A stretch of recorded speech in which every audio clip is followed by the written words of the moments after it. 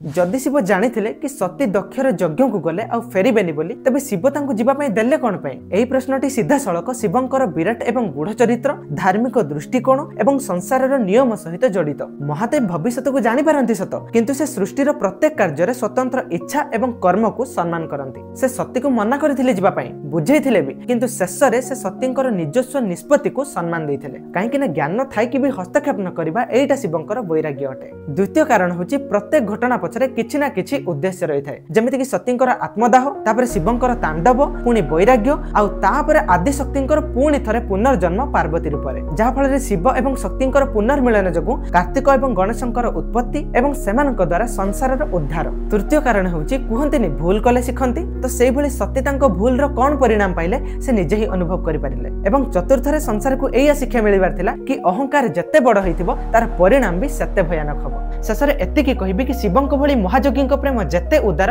तांकर क्रोध भी सेते विध्वंसकारी होइथाय। तेणु भक्ति रे कहंतु हर हर महादेव।